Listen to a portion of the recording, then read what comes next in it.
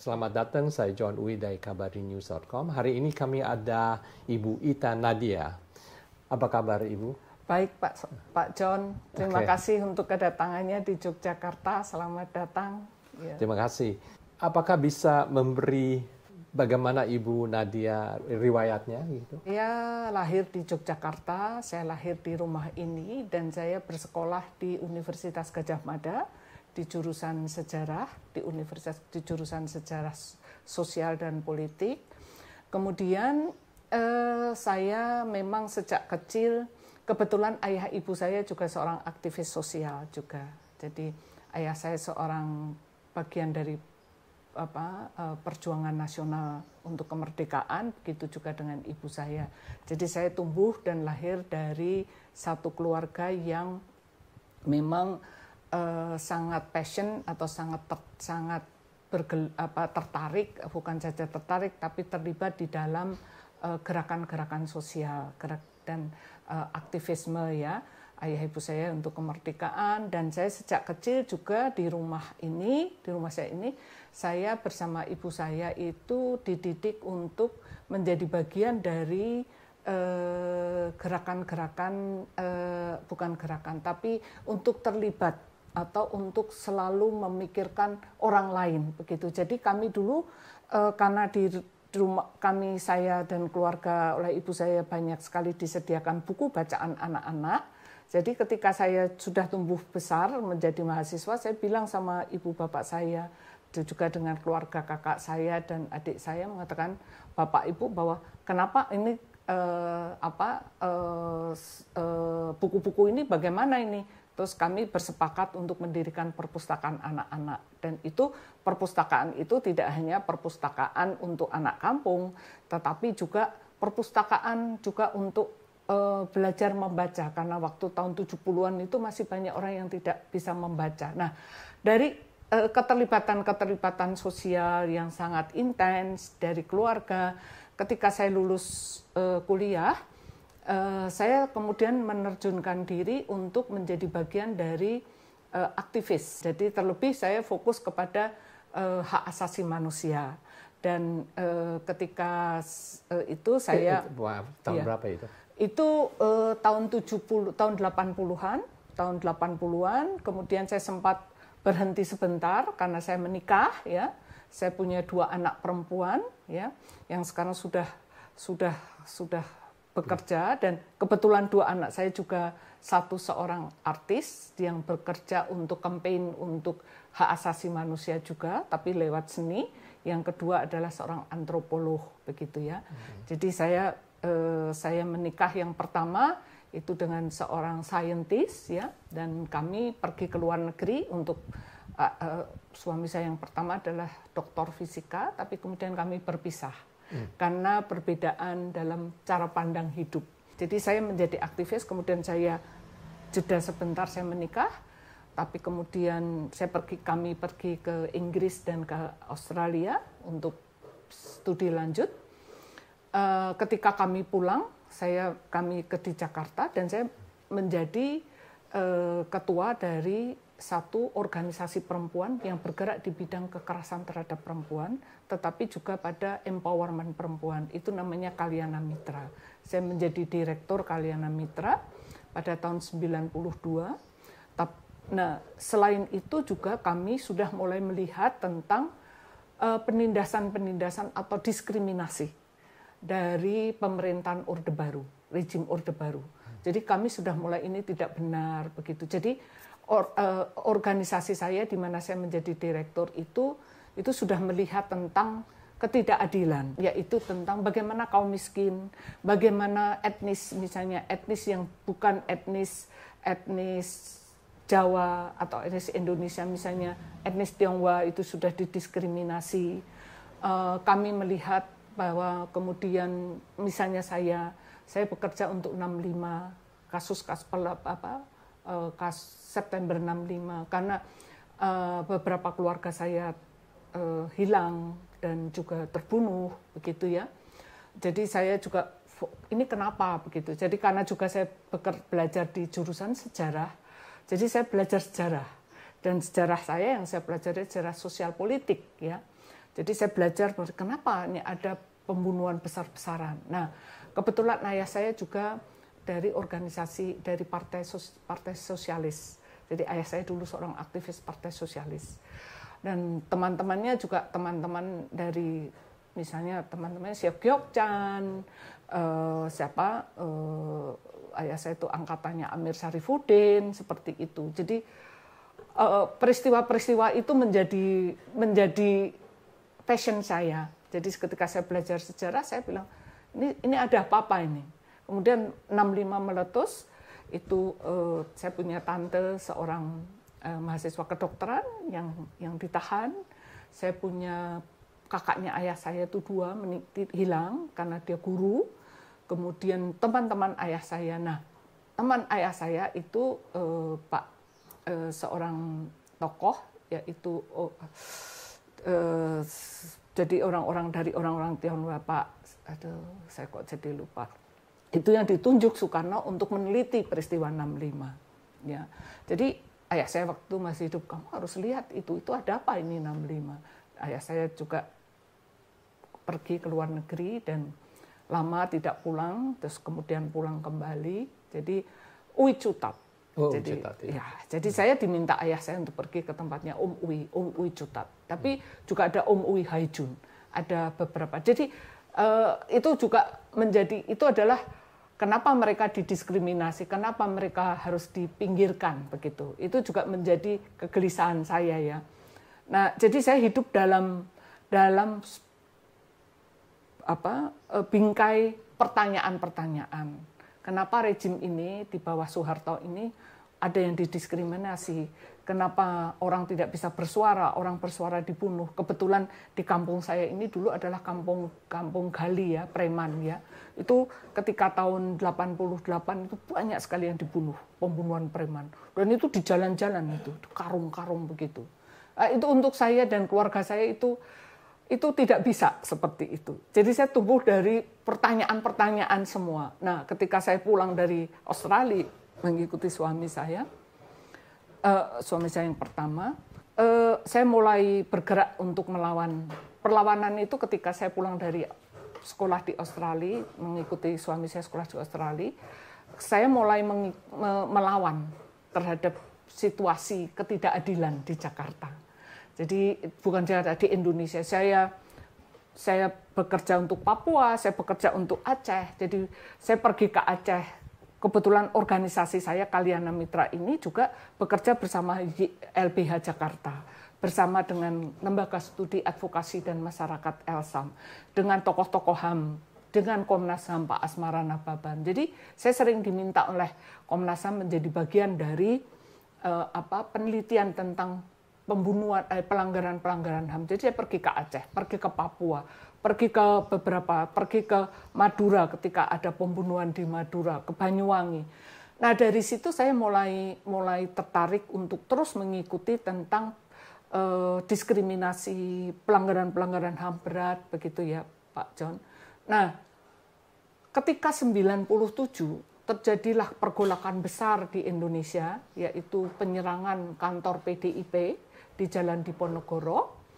Itu kemudian ada krisis ekonomi besar, saya terlibat di dalam pembentukan tim relawan untuk kemanusiaan. Itu dibentuk oleh, waktu itu adalah Romo Sandiawan, sekarang sudah tidak jadi Romo, Pak Sandiawan, Gus Dur, ya, Gus Dur yang membentuk tim relawan. Kemudian ada Pak Nurholis Majid, ada siapa lagi ya, beberapa tokoh ya. Kemudian saya diajak juga. Nah, kami membentuk tim relawan untuk kemanusiaan. Nah, tim relawan kemanusiaan itu adalah untuk mengadvokasi tentang penyerangan, sebetulnya awalnya adalah penyerangan kantor PDI, Partai Demokrat Indonesia, di Jalan Diponegoro. Kemudian penangkapan, penculikan mahasiswa yang bergerak itu. Nah, kami sebetulnya di situ, Pak. Ya. Tapi kebetulan tahun 97 mulai itu bergolak karena krisis ekonomi, bergolak. Kemudian dalam tim relawan itu mulai tanda-tanda ada rasialisme, penyerangan terhadap komunitas-komunitas yang di Tionghoa. Yang pertama kami tengarai adalah itu Januari 98, itu adalah pembunuhan satu keluarga di Bagan Si Api-Api di Medan. Satu keluarga Tionghoa. Saya dikirim ke sana untuk melihat pembunuhannya itu seperti apa. Itu pembunuhan yang tidak wajar.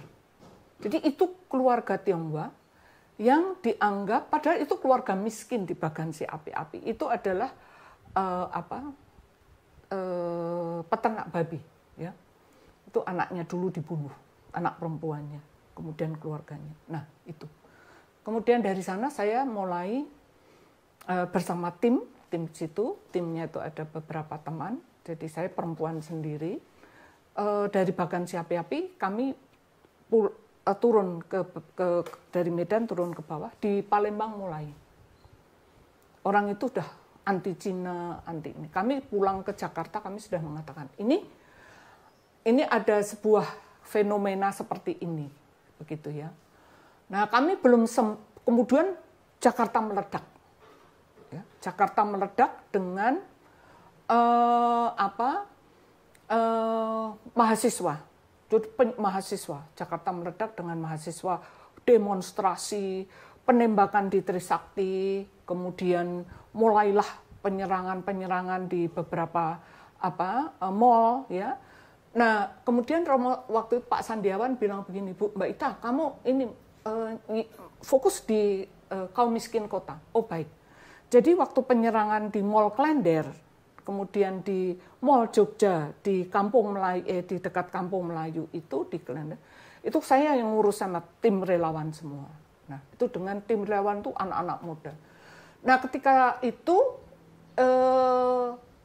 sudah mulai itu saya ke RSCM itu, di RSCM itu sudah yang namanya orang terbakar seperti arang. Itu pertama kali saya lihat. Itu ada dari ujung sana sampai ujung sana di hallnya mayat itu sudah mayat itu bergelimpangan, ada 40 terus berdatangan. Jadi ada anak perempuan naik bajai, terus memberi uang kepada tukang bajainya, minta kembaliannya, dibilang, kamu minta kembalian, kamu mau saya bunuh apa perkosa? Itu sudah mulai itu.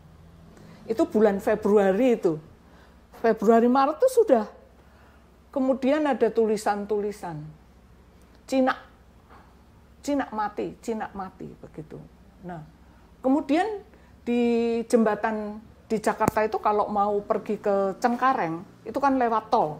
Nah, tol kalau namanya daerah jembatan 2, jembatan 3, jembatan 4 itu bawah itu kan ruko-ruko perdagangan orang-orang Tionghoa ya. Itu sudah mulai ditandai tanda-tanda Cina begitu. Kami sudah mulai itu dari kelompok Buddhis yang sudah. Kemudian di daerah Kemayoran, kemudian di daerah Glodok mulai. Nah, ada satu teman ayah saya juga dulu orang 65. Om Lim namanya. Dia punya hotel di dekat Harko Glodok. Beliau baru aja meninggal. Nah, ini Harko Glodok nih hotelnya, Om Lim. Dia gini, tak kamu bisa ke rumah? Bisa Om, saya ke rumah. Ini kayaknya udah nggak bener deh nih. Ini soalnya saya nih, coba lihat nih. Nih saya ditandai, tandanya ada tanda-tandanya. Ini kayak tanda ini loh, apa? Gestapo. Bukan, kayak Gestapo tapi ada tanda dari Cina, terus nanti ada kayak zamannya Hitler itu, pokoknya banyak itu sebetulnya kami dokumentasi. Cuma dokumentasi itu sekarang ada di mana itu yang saya kecewa tuh, karena kemudian pindah-pindah ya. Nah, dari situ kemudian bulan Maret, April itu mulai penjarahan besar-besaran. Yang dijarah itu toko-toko kelontong. Milik orang Tionghoa, juga pusat-pusat perdagangan mulai dijarah. Itu April, kemudian Mei itu juga mulai penjarahan. Nah, ketika Mei juga mulai penjarahan dan demo mahasiswa besar-besaran, itulah terjadilah penembakan terhadap mahasiswa. Itu saya di tim relawan, tapi saya juga direktur Kalyana Mitra. Kami kemudian konsolidasi di LBH, kantor LBH Jalan Diponegoro, kami konsolidasi untuk ini sudah mahasiswa ditembak waktu itu sudah ada yang mati, seberapa orang, sudah banyak yang mati. Nah kemudian kami membagi tugas begini, Pak Sandiawan bilang, oke Mbak Ita, kamu jangan ikut yang penguburan mahasiswa, tapi kamu urus yang ini pembakaran di Klender, di ini. Oke, saya mulai ngurus siapa yang terbakar, anaknya yang hilang berapa. Nah, itu saya ingat betul tanggal 12 Mei itu saya bilang Pak Sandiawan, saya boleh ya karena ke Tanah Kusir, saya bilang begitu, boleh. Saya ke Tanah Kusir ikut penguburan. Nah, di kantor saya itu di Kalibata ya Pak John. Di Kalibata itu di Jalan Kaca Candela, dekat stasiun kereta api, dekat BIN. Nanti saya ceritain itu bagaimana kami disadap oleh BIN. Semuanya disadap kantor kami.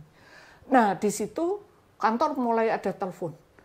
Telepon minta untuk ada itu penguburan jam 1 siang di Tanah Kusir, itu Elan, mahasiswa Trisakti dikubur jam 1 siang, di kantor sudah mulai itu. Ini ada orang berkerumun di Glodok. Glodok kan tahu kan, Harko Glodok elektronik itu kan ada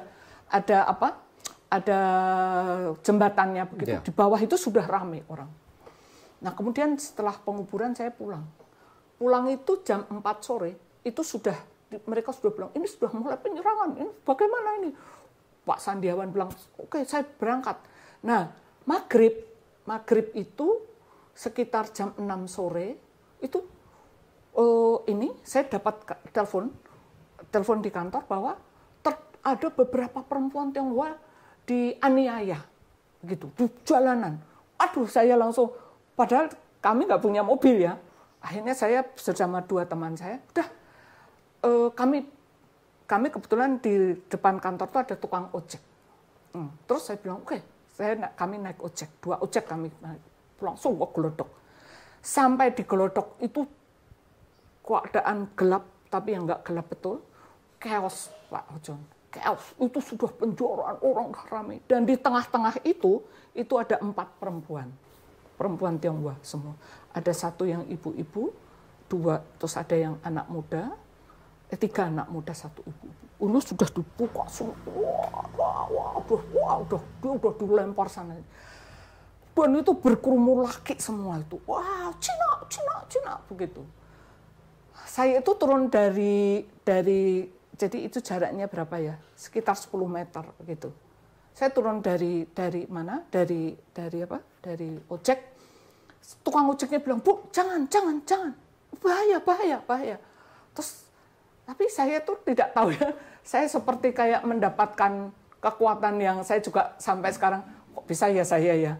Jadi saya bilang, saya pakai ransel, saya masih ada ranselnya, masih saya simpan ransel ispek itu. Saya turun, saya lari. Saya bilang, stop, saya bilang. Sambil saya bawa payung. Saya bawa, karena memang, saya bawa, stop. Gitu. Nah itu, ketika saya bilang stop sambil payung saya gini kan, itu seperti orang-orang yang si ini udah itu seperti kayak diam semua terus meninggalkan yang 4 orang ini Pak. Saya kayak udah mereka ya yang ini siapa? Saya juga padahal saya tuh pakai celana pendek, pakai sepatu sendal, ya itu sambil stop giniin payungnya saya giniin.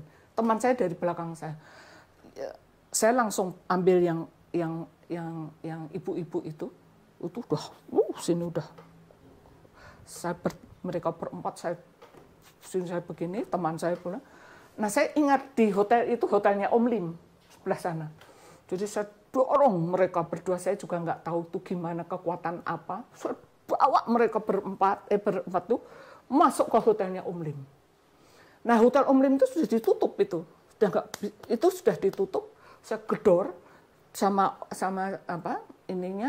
satpamnya dibuka.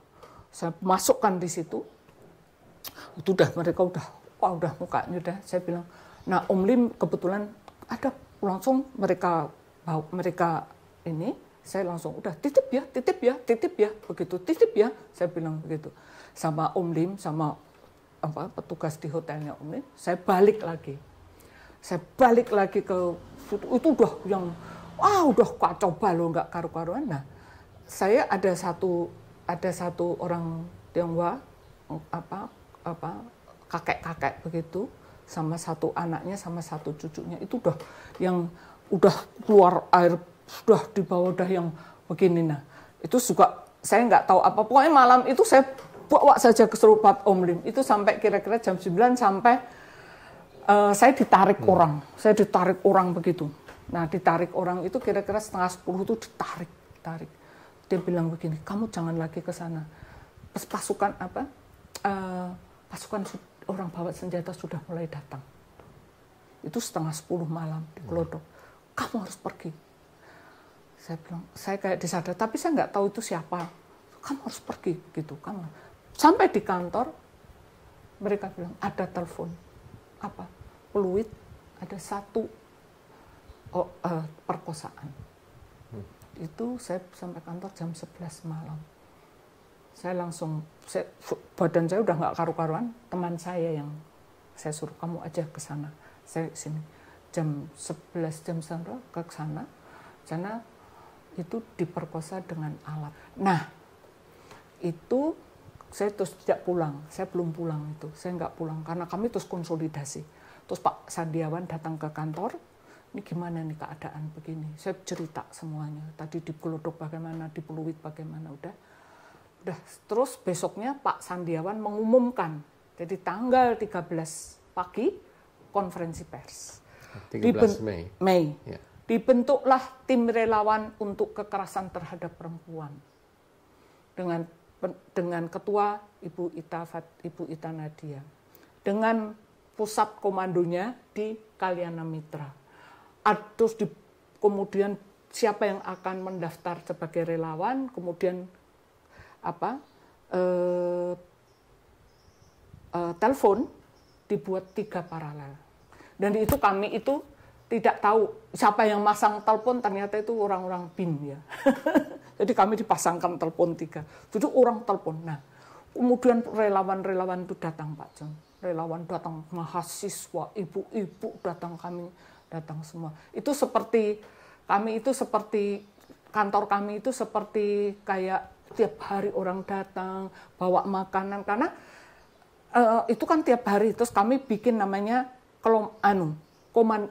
satgas, kayak satuan kerja. Jadi ada yang menerima telepon, itu ada psikolognya, ada yang investigasi, ada yang bagian pencatatan.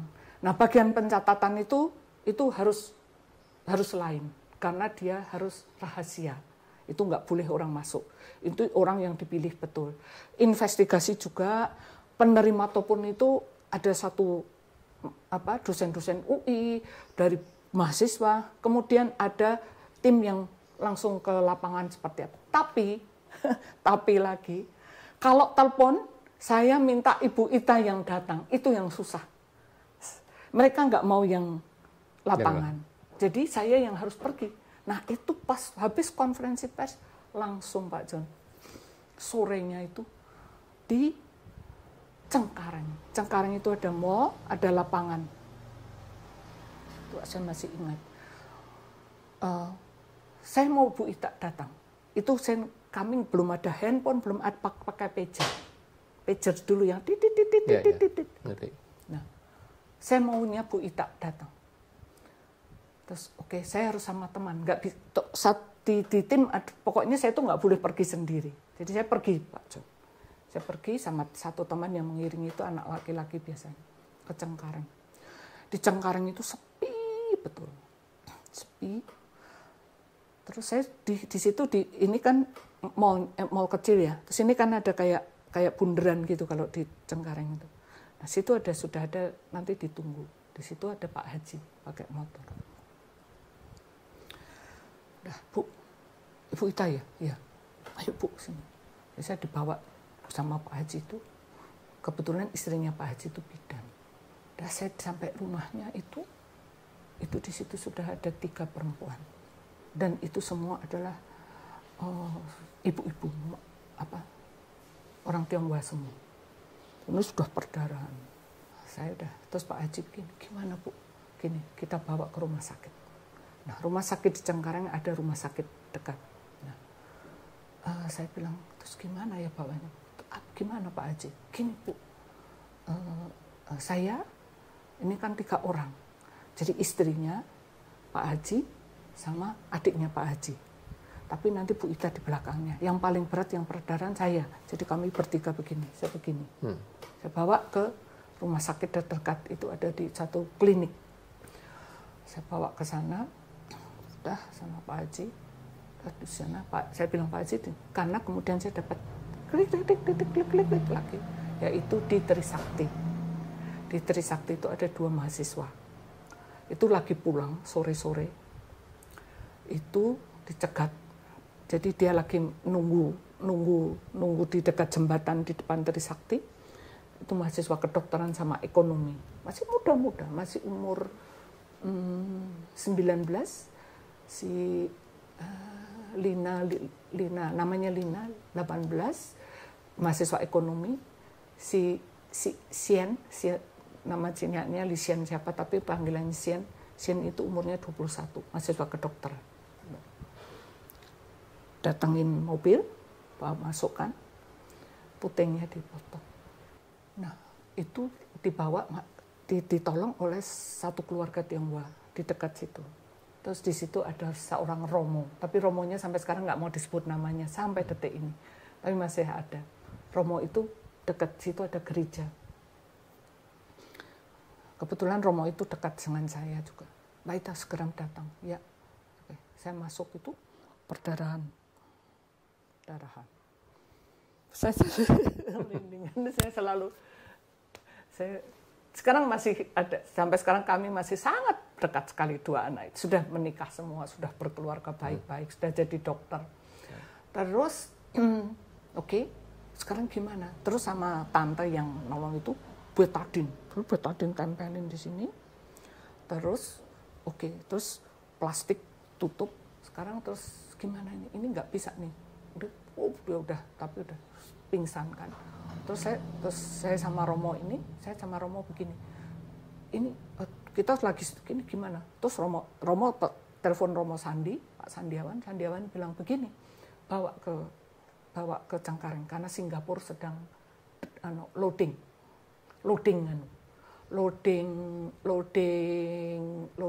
korban. Saya nggak berpikir apa-apa. Oke, Romo pegang setir Toyota Kijang. Saya duduk di belakang, satu dengan saya, yang belakang tante yang nolong itu namanya tante. Saya kok jadi udah kami naik. Tahu nggak? Kalau Cengkareng kan masuk ya, kita di bandara itu ya. Itu semua penuh. Itu semua. Itu udah ramai banget orang yang mau keluar negeri, tapi juga banyak juga yang dikeluarkan dari mobil. Pokoknya chaos banget. Terus saya ada satu orang ini seorang desainer baju terkenal, sangat terkenal, juga nggak mau disebut namanya. Dalam di tengah jalan tuh, ditarik, dibuka. Terus Romo bilang, kita berhenti, kita tolong. Ya Mbak ya, kami bawa ke Toyota kami, kemudian sopirnya saya bilang, udah Bapak pulang aja. Si Romo bilang begitu, kami masuk ke Cengkareng, dan Singapore Airlines itu luar biasa. Jadi dia langsung kami turunkan, langsung ada petugas Singapore Airlines-nya yang Romo yang mengatakan bahwa ini kasusnya begini, ini harus segera karena darah.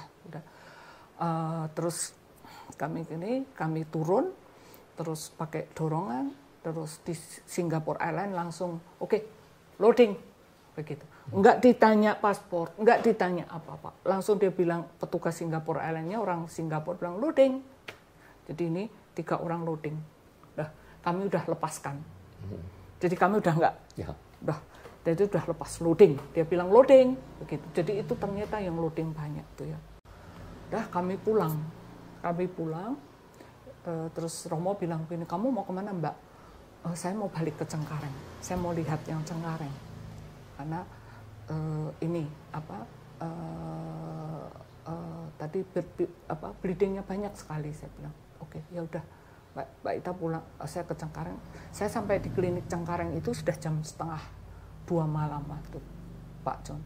Sampai di sana saya sudah ditangani, sudah diinfus semuanya, sudah diinfus. Ternyata di klinik Cengkareng sudah ada satu dokter lagi. Dokter namanya Dokter Li Gunawan. Itu dokter yang menolong juga. Itu kami baik. Dia bilang, oke, sekarang begini. Sekarang bawa semua ke tempat klinik saya. Li Gunawan. Karena kan di klinik Cengkareng kan itu sebetulnya klinik Muslim ya. Jadi kami khawatir nanti bagaimana. Karena kami belum tahu siapa nih yang melakukan, Pak. Akhirnya malam itu juga pakai mobil bawa ke kliniknya Dokter Li. Nah, di Dokter Li itu saya baru melihat itu sudah ada beberapa korban. Dan korban-korbannya semua adalah perkosaan tapi dengan alat. Jadi itu memang luar biasa ya. Jadi itu itu saya sampai jam 4 pagi di klinik dokter. Terus saya pulang, diantar ambulansnya Dokter Li, saya pulang ke kantor. Ya. Nah, itu tanggal 15 Mei itu saya ditelepon pagi-pagi. Mbak, harus ke Tangerang. Ini Tangerang, Mbak. Nah, itu saya pergi ke Tangerang itu jam 10. Di Tangerang itu saya masuk ke suatu klinik miliknya orang Tionghoa juga, tapi itu sebetulnya klinik Buddhis. Jadi itu dari kelompok Buddhis mempunyai klinik. Nah, saya masuk itu situ sudah ada di sebelah sana adalah dua jenazah. Di sebelah sini pakai tirai itu anak umur 11 tahun. Terus saya dibilang, Bu Ita di sini saja. Nah, itu anak, ternyata yang jenazah itu adalah mamanya sama kakak ciciknya. Itu usianya 17 tahun. Itu diperkosa juga dan perdarahan meninggal. Itu segera mau dikremasi jam 12. Nah, ini anak ini anak nomor 2, namanya Francisca. Nah, itu umur 11 tahun. Masih hidup perdarahan tuh Pak John. Terus semua orang pada takut semua. Saya bilang oke, saya masuk. Kenapa takut? Karena anak ini dalam dying ya, dalam dying. Tapi terus ada bikunya, ada satu pendeta Budanya yang membawa. Terus ada papanya papanya sudah, tapi papanya mau ikut kremasi. Nah, saya bilang oke, udah saya ikut bantu. Nah, saya nggak tahu kenapa anak ini tuh begitu saya datang tuh saya dipegang nih. Itu 10 saya masih ingat 10/4 itu saya dipegang. Terus saya tanya, ada satu suster nungguin. Ini kenapa? Terus mereka nggak berani. Tapi sini darah, Pak John, sini darah. Terus saya itu betul-betul Mei itu betul-betul seperti orang kesurupan kalau saya bilang. Saya tuh enggak tahu apa energinya, enggak tahu gimana. Jadi saya buka. Karena waktu di beberapa kasus yang di Cengkareng, yang di tempat Dokter Li itu semua perusakan vagina. Anak umur 11 tahun. Terus itu udah darah semua. Terus ada dokter Tionghoa masih muda sekali dan nggak berani. Saya nggak berani, Bu, nggak tega. Dan saya bilang sama Francisca, kamu kan sakit. Kalau kamu mau pergi. Cici sama mama udah pergi. Saya bisikin di sini. Terus ini Bu Ita nih, kamu saya tungguin ya. Kamu sama Bu Ita aja, saya bilang gitu. Saya pegang gitu kepalanya di sini, saya pegangin terus begitu kan. Terus dia netein air mata itu jam 11:10. Jam 11.25 dia pergi. Terus saya bisikan sebelum pergi, nanti yang membersihkan kamu sampai selesai Bu Ita. Saya bilang gitu, saya yang bersihkan. Jadi 11.25 dia menghembuskan napas terakhir, terus saya bilang oke. Terus saya tanya dokternya, ini sudah meninggal, dok? Sudah. Terus yuk kita bersihkan. Jadi itu suster nggak ada yang berani saya bersih. Ini kaki saya beginikan, saya buka, saya pinset, saya ambil pinset satu-satu ininya, gelas di dalam vagina dia yang masih kecil ya, dia belum. Semuanya saya bersihkan. Sampai bersih betul, itu sampai jam 1. Bersihkan satu-satu tuh jam 1. Saya bersihkan, saya bersihkan alkohol, terus saya bilang ini gimana? Terus saya ada teman saya, Mbak Titi namanya, kamu beliin baju yang paling bagus di toko di Tangerang situ ada dulu toko Toserba gitu jual. Pakai apa semua, bikin petinya yang paling bagus. Ya, karena oke. Udah saya bersihkan semuanya, terus saya mandiin. Kita mandinya bertiga. Saya mandiin semua, saya beliin, saya suruh teman saya ada yang ikuti beli minyak wangi semua, saya hias semuanya, bersih, masukkan peti. Besok pagi saya bawa ke Pluit. Dengan rombongan Pluit, saya bilang, saya tungguin sampai selesai kremasi. Masuk kremasi, pokoknya hari itu tanggal 17 itu saya tungguin. Selesai kremasi, ambil, kan kalau itu kan tulangnya masih banyak. Itu saya juga yang ketok-ketok. Saya ketok semuanya. Udah. Terus saya ajak omong. Sis Francisca, kamu nih Bu Ita, udah kamu baik ya. Saya bersihkan, saya pakai itu semua. Sampai yang petugas Pluitnya, Ibu orang Cina ya? Bukan. Saya bilang, Ibu ini ya Buddhis? Bukan. Jadi agamanya Ibu apa? Kemanusiaan. Saya bilang, selesai bersih, 18 pagi saya larung ke Tanjung Priok. Sama mamanya. Jadi mamanya, dia, ciciknya, 3 abu ini kami larung. Udah, larung selesai. Dan itu sudah selesai. Udah kan? Masih yang Pondok Bambu. Pondok Bambu. Itu baru selesai itu, Francisca, Pondok Bambu. Perkosaan Pondok Bambu. Itu kakak beradik. Kakak beradik diperkosa. Dah, itu di rumahnya pemerkosaannya. Baru selesai Pondok Bambu. Kami itu tiap malam koordinasi Pak Jong. Di Kalyana Mitra. Jadi teman saya di mana? Kami harus pergi ke Jembatan 2, saya sudah nggak bisa. Yang tidak memanggil nama saya, itu sudah tim yang pergi. Jadi ke Jembatan 2, Jembatan 3, Jembatan 5 itu tim. Tapi yang memanggil nama saya harus datang. Karena itu penting. Ya. Jadi kayak waktu di Kemayoran, itu ada anak umur 13 tahun. Itu sama mama papanya diberi racun. Karena dia diperkosa dan untuk orang Tionghoa katanya, menurut mereka itu akan aib, reputasi ya, pokoknya aib seluruh keluarga. Jadi dikasih minum racun, jadi meninggal. Itu juga saya. Itu mengerikan sekali. Itu jenazah di RSCM untuk mau diatopsi ya. Dan saya bersaksi sama Dr. Lee untuk mengatakan bahwa ini bukan pembunuhan. Ini bukan Dr. Lee Darmawan. Bukan, Dr. Lin yang lain. Iya, Dr. Lee Darmawan lain lagi. Dr. Lee Setiawan. Bun Setiawan itu juga dari Kalbe juga membantu juga kalau dia keuangan. Bun Setiawan ya, itu juga yang pemilik ya. Pemilik Kalbe sudah meninggal. Itu juga membantu. Di sini itu ada Lee Darmawan, Bun Setiawan, kemudian ada Buddhis. Buddhis itu ada kelompok Buddhis. Komunitas Tionghoa Buddhis. Suci.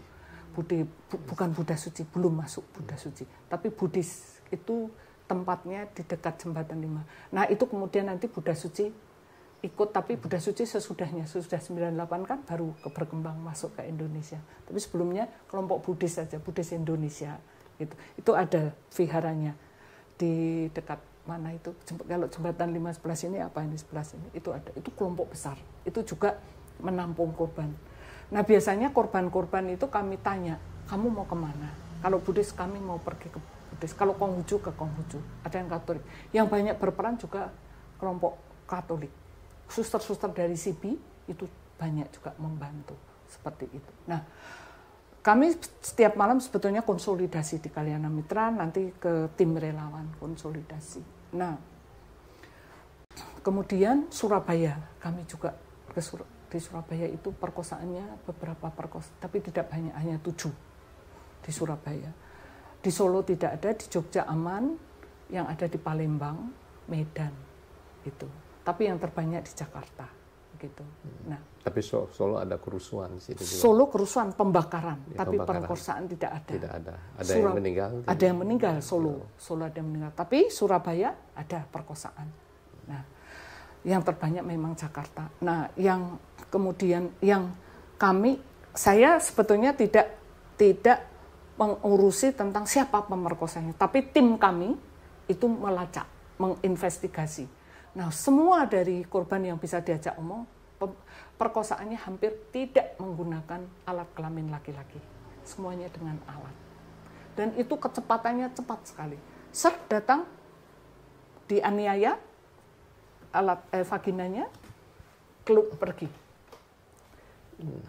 Yang pakai alat laki-laki itu hanya sekitar nggak sampai 15. Maksudnya yang pakai kelamin laki-laki itu tidak sampai 15. Semuanya 165 orang, hampir semuanya dengan alat. Mungkin ada yang kita terlewat, tapi yang Pondok Bambu itu melahirkan 2. Pondok Bambu. Pondok Bambu itu daerah Jakarta Timur. Itu diperkosa, melahirkan dua-duanya kakak beradik dua-duanya. Nah, anaknya itu sudah diserahkan. Tapi saya agak ragu dengan yang sekarang beredar di TikTok bahwa ini kamu adalah anak korban perkosaan, itu di catatan kami tidak masuk yang 165 orang ini. Nah, yang Ita Martadinata itu tanggal 19 Oktober dibunuhnya. Sebetulnya Ita Martadinata itu anaknya Ibu Wiwin. Sekarang jadi pendeta Buddhis di Lampung ibunya. Nah, Ita Martadinata itu diperkosa ketika dia ditinggal. Dia punya toko di Pondok Bambu juga Jakarta Timur. Dia diperkosa itu dengan alat kelamin. Nah, Ita Martadinata itu usianya 18 tahun, kelas 2 SMA. Itu dia yang paling berani untuk bersuara di PBB. Jadi ini kan proses setelah Mei itu, Pak. Itu kan saya kemudian Agustus pergi ke Sri Lanka, bertemu dengan spesial raportur PBB Radhika Kumaraswamy di Sri Lanka. Itu saya bawa dokumennya segini. Itu betul-betul yang kami nggak ada duit, cuma dari EPWLD di Sri Lanka mengatakan, Ita, kamu pergi, kami kirim tiket Singapore Airlines, nanti uang segala macam. Jadi kami gini, kami nggak punya duit nih, Bang. Kata teman-teman, udah nih kamu bawa aja $20. Jadi saya berangkat dengan uang $20. Nanti gimana nih? Jadi itu dokumen resmi asli yang semuanya belum kami ini. Ada fotonya, ada semuanya. Jadi saya bawa, hati-hati ya. Jadi saya tuh ditungguin tuh. Singapore Airlines mau berangkat 2 jam lagi baru saya check in, baru ini. Dan Singapore Airlines, karena jangan sampai ini diambil orang kan. Sampai di Sri Lanka, Radhika, kita bahas semuanya. Radhika bilang oke, bikin waktu itu fotokopi, dan yang asli memang dibawa dibawa Radhika, kami kopi semua, Radhika semua. Terus itu Radhika itu bulan Agustus, 21 Agustus itu. Sampai di Indonesia lagi, uang saya $20 itu ya masih di kantong. Karena EPWLD lupa memberi uang saya. Tapi kan saya sudah hotel, makan, semua sudah dijamu lah oleh mereka. Jadi saya nggak butuh apa-apa. Loh, uang saya masih ada $20, ya saya kembaliin ke kantor. Udah, Jadi itu ya Pak John. Nah, jadi itu sudah Agustus ya, Radika mulai bikin. Radika kemudian mulai, dia mengatakan, saya percaya sepenuhnya bahwa terjadi perkosaan massal terhadap perempuan Tionghoa di Indonesia, yang terbesar di Jakarta. Terus di Radika kami berterus. Nah, di tim kami itu ada Bu Melani Budianta itu Tionghoa, Justin itu Tionghoa, Kamala Chandra Kirana perempuan, saya, itu kami, terus satu lagi itu Maneke Budiman itu juga Tionghoa. Jadi kami menuliskan itu bersama Radika. Radika bawa ke Jenewa, saya berangkat ke Jenewa, belum. Tapi Radika sudah oke. Agustus, September, Oktober, Ita Marta Dinata. Nah, waktu Radika sudah masuk ke Radika ngomong ke UN bahwa ini betul, maka kelompok di Amerika, sebetulnya ini orang-orang Indonesia di Amerika, melobi Partai Demokrat, atau pokoknya melobi UN, pokoknya orang Indonesia di Amerika lah, melobi sana mengatakan bahwa bisa testimoni. Jadi itu sebetulnya lobby orang Indonesia di Amerika. Saya nggak tahu siapa itu. Untuk berangkat ke sana. Bahkan mereka yang orang Indonesia di Amerika, kelompok Indonesia di Amerika ini mengirimkan tiket dan semua udah komplit. Maka yang akan berangkat adalah dari tim relawan. Kemudian saya nggak berangkat karena saya masih ngurusin ini semua. Terus ibunya Ita sama Ita Marta Dinata. Tapi Ita Marta Dinata menyiapkan testimoninya semuanya di kantor saya. Saya itu seminggu sebelum Ita berangkat, itu Ita masih duduk di sini saya. Masih duduk, kamu mau ngomong apa? Ita Marta Dinata masih sama ibunya gitu, Bu Wiwin. Kamu mau ngomong apa? Oke gini, jangan panjang-panjang ya. Terus udah jadi bahasa Inggris saya suruh ngomong. Karena dia hanya 15 menit. Kurang dari 15 menit untuk bicara itu. Jadi kan harus tepat gitu ya. Jadi ada teman saya yang bahasa Inggrisnya bagus banget. Dia ini. Kita masih 19 Oktober jam 4 sore. Itu ada namanya Bu Lili Munir almarhum. Itu orang NU. Itu juga aktif membantu. Pak Munir yang diracun. Bukan. Ini Bu Lili, orang Ibu. NU. Okay. Itu membantu dari kelompok Islam yang sangat support terhadap komunitas Tionghoa. Wah Ita Marta Dinata dibunuh. Meninggal. Waduh, saya bilang, itu jam 4 sore. Saya terus kemudian diantar dua teman saya, Pak Sandiawan juga pergi. Jadi Pak Sandiawan dari kantornya, saya juga dari kantor saya. Sampailah di Sumur Batu di tempat Ita Marta Dinata. Nah, rumah kamar Ita Marta Dinata itu di atas. Bawah itu saya masuk, Pak Sandiawan sudah ada di situ.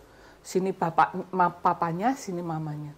Terus mereka berdua orang-orang udah mulai, tapi polisi belum datang. Saya masuk, papanya semua di atas begitu. Saya naik ke atas, saya hanya nggak sampai 5 menit sudah saya turun, dan di situ ada tulisan, siapapun yang akan bicara akan seperti Ita Marta Dinata. Itu ditinggalin tuh kertas.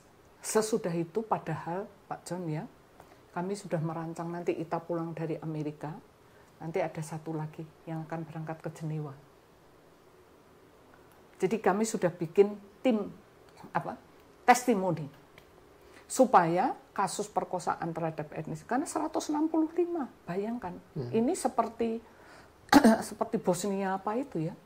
Jadi ini nanti jadi ini kami akan si Radika sudah mengatakan nanti kalau saya pidato di Jenewa bahwa ini jadi harus ada 2 korban, paling enggak 2 atau 3 korban. Kami sudah siapkan itu.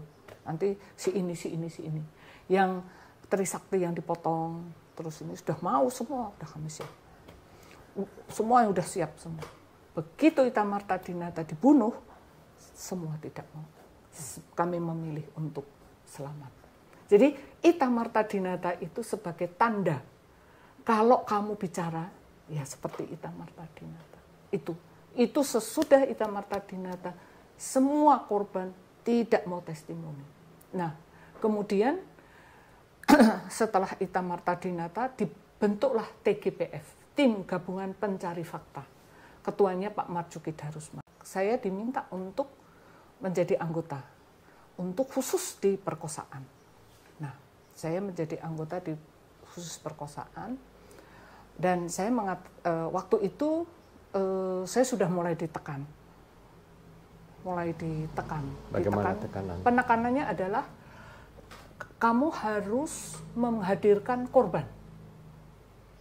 Jadi korban harus dihadirkan.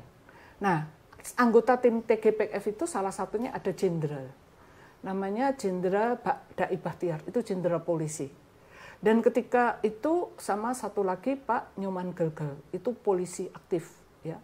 Nah, dua-duanya ini adalah ternyata kemudian Pak Sandiawan dan tim relawan mengatakan begini, kamu tunggu dulu, kita cari investigasi, siapa dua jenderal ini.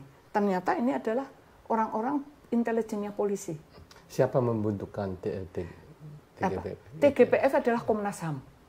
Oh, jadi Komnas HAM membentuk dan tim, unjuk siapa yang menjadi tapi karena Komnas HAM kan harus negara ya. Jadi harus anggotanya tidak boleh. Jadi harus ada polisi, harus ada ini, harus ada ini. Nah, dalam tim TGPF yang diketuai oleh Pak Marzuki Darusman sebagai ketua Komnas HAM, dia menunjuk adalah polisi, minta polisi menunjuk dua orang ini, Jenderal Dai Bahtiar sama Nyoman Gelgel. Itu Brigjen saya kira, dua-duanya ini. Nah, ternyata ini adalah intelijen. Nah, di lain pihak saya juga masuk untuk mengurusi perkosaan. Jadi tim TGPF itu tidak hanya mengurusi masalah perkosaan saja, tapi dari penculikan, pembunuhan, pembakaran, semuanya, penembakan mahasiswa sampai pada perkosaan gitu. Nah, ketika saya masuk jadi anggota TGPF, kita sudah rapat dulu di tim relawan. Jadi kesepakatan tim relawan itu adalah oke, Pak Sandiawan dan Mbak Ita masuk, tetapi tidak boleh membawa korban.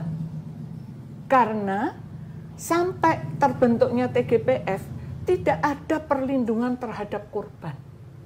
Dan masih ada penyangkalan tentang korban-korban yang Tionghoa, etnis Tionghoa.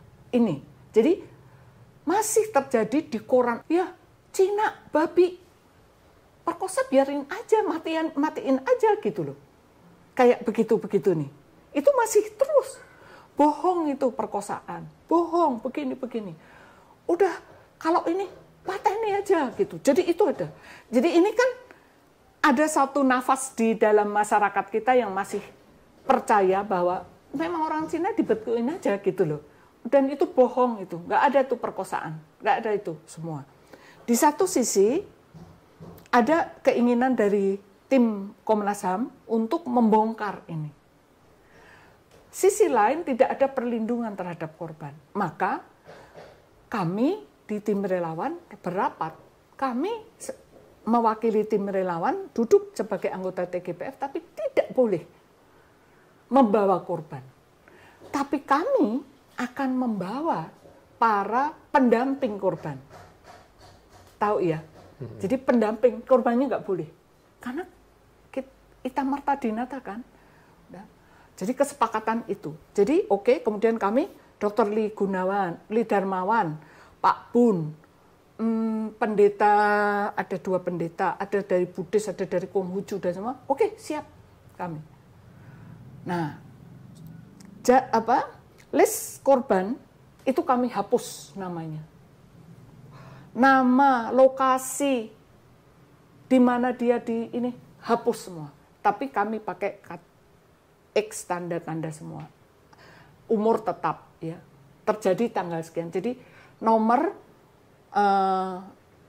identitas, lokasi perkosaan di mana, udah itu saja. Kami serahkan dan kami duduk bersama Pak Marzuki Darusman itu seperti itu. Nah, saya ditekan nih sama 2 orang polisi. Kamu bohong, kamu begini, kamu begini.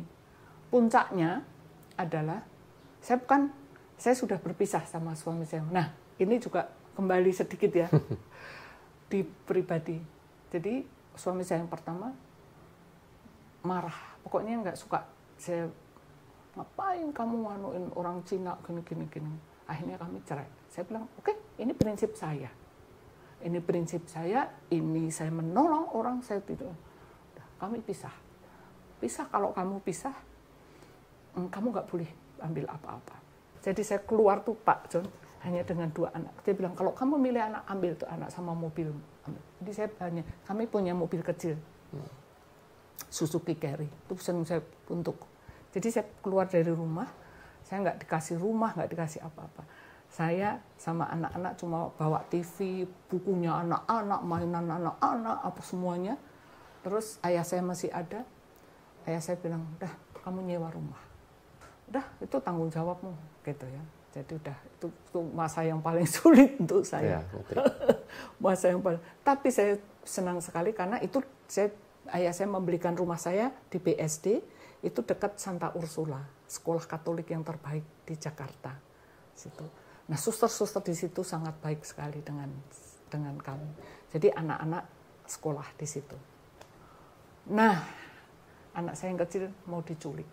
Anak saya itu kan kayak Cina, sipit putih gitu. Waktu kecil tuh kayak Cina gitu, putih gitu kemana-mana. Kami panggil itu Ling Ling karena memang rumah kami di BSD itu komunitas Tionghoa juga kan. Jadi Ling Ling gitu. Nah, itu sudah jadi rebutan. Jadi ada satu mobil dengan 3 orang itu mau ngambil 2. Itu berebut sama sekolah, sama gurunya. Dan saya mendapatkan, kalau kamu, nah sebelum itu saya ngomong di New York Times tentang perkosaan. Dan itu besar sekali di New York Times. Kemudian di CNN, kemudian di CNBC semua, itu di Amerika untuk persiapan untuk Ita Marta Dinata dan semuanya. Udah, itu anak saya. Terus saya dapat surat bahwa kalau kamu masih tetap begitu, anakmu akan saya ambil. Itu yang membuat turning point saya. Kalau yang lain saya nggak takut, Pak. Saya nggak takut. Untuk saya itu udah nothing tulus kerja untuk itu. Ya. Kadang-kadang saya nggak nganep, Pak, nggak pulang. Dan saya nggak urusan gaji. Yang ngurusin susu anak saya udah mulai pisah waktu itu sama suami saya. Tapi yang ngurusin beliin susu, beliin itu tuh udah orang-orang lain. Jadi saya tuh udah ngurusin itu aja tiap hari. Kadang-kadang pulang, kadang anak saya tuh yang ngurus sudah 2 anak ini udah jadi anaknya aktivis lah.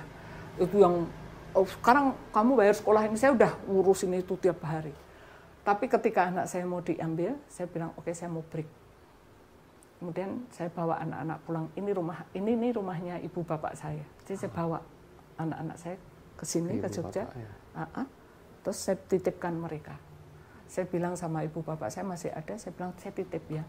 Saya harus all out untuk ini. Saya nggak bisa setengah-setengah. Karena ini saya udah benar-benar udah. Bapak saya cuma bilang kamu hati-hati. Saya bilang sama Pak Marzuki, saya punya problem begini, udah kamu istirahat aja. Tapi saya juga nggak bisa istirahat, karena anak udah sini. Tapi saya mengundurkan diri. Karena saya mau fokus sekali dengan data. Jadi saya mengundurkan diri karena saya nggak mau diganggu-gugat sama ini, sama si Bahtiar ini. Oke? Jadi sesudah kami bikin data yang bagus, semuanya Radika di Jenewa sudah oke. Di sana sudah mengatakan oke, kami bikin Radika datang ke Indonesia. Apa yang terjadi tidak boleh sama negara. Itu Pak, saya ditangkap. Oh, jadi Radika Kamusari tidak diperbolehkan untuk masuk. Okay. Saya diambil, tapi kemudian bapak saya, karena bapak saya cukup orang tinggi, jadi saya bisa. Terus bapak saya bilang enggak, saya harus terus ini kuat. Akhirnya kami bikin Aceh, Papua, Timor Leste 98. Radika datang, diterima, tapi tidak boleh bertemu dengan korban. Apa yang terjadi? Radika kami tidurkan di Hotel Saripan Pasifik di Tamrin. Nah, di situ ada satu manajer yang baik sekali. Korban 98 kami pilih ini. kami bawa, mereka itu ada truk kontainer. Kami ketemu 98 semua Radika itu di dalam kontainer. Terus ketemu lagi di rumahnya Profesor Tuti Herati Nur Hadi yang sekarang sudah meninggal itu di jalan apa itu, rumahnya di Menteng. Ketemu lagi di sana. Dan Radika melihat sendiri bagaimana, maaf ya, vagina yang itu rusak ya, karena kan saya buka dan Radika bilang sudah, ini betul, ini hampir bisa disebut sebagai genosid ya, sebagai genosid. Oke, Radika udah Radika bikin laporannya. Radika itu ada 2, laporan yang resmi sama laporan yang sangat keras sekali. Terus Radika bilang, kamu datang ya ke Jenewa. Saya bilang oke. Kami di tim relawan, wah kami nggak punya duit nih ke Jenewa. Terus dari Asia bilang, kami yang bayarin. Terus Dr. Lee Darmawan bilang, saya bayarin Mbak Ita untuk tiket ke Jenewa. Oke, udah. Pak Bun bilang, saya kasih uang saku buat Bu Ita. Ya, oke. Tapi nggak usah banyak-banyak. Yang penting hotel udah semua. Ya, oke.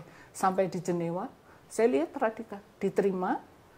Kasus 98 itu di urutan ke-13. Padahal itu ada urutan 29. Kekerasan yang paling brutal. 98 di ke-13. Bayangin, itu kan tinggi. Yeah. Tinggi, tapi digugurkan oleh Indonesia, Kementerian Luar Negeri Indonesia. Digugurkan, ini kan dari Special Rapporteur diterima. Nanti negara kan boleh menolak. Iya, betul. Waktu itu adalah Pak Hasan Wirayuda yang jadi Menteri Luar Negerinya. Dia hadir sendiri, Pak. Padahal nggak pernah. Hasan Wirayuda tidak bisa, itu bohongan. Itu sampai mana? Kami nggak kasih, Pak. Kami nggak kasih yang detailnya. Yang detail nama sampai semuanya itu ke UN, ke PBB, di bawah Radika. Kami nggak kasih. Si Indonesia ini minta betul. Saya, Radika, sama tim yang datang, kami nggak kasih. Karena ini kalau dikasihkan nanti mereka pulang, mereka bisa mati semua kan. Jadi tidak bisa. Dia bilang, ya udah itu bohong. Mereka minta turun. Akhirnya itu diturunkan, dicopot sampai sekarang. Sampai sekarang dicopot. Oleh United Nations, jadi seolah-olah tidak ada. Tidak ada. Tapi tetap masuk sebagai kejahatan kemanusiaan. Ya. Nah, itu yang kemudian sebetulnya harusnya bisa diungkap terus.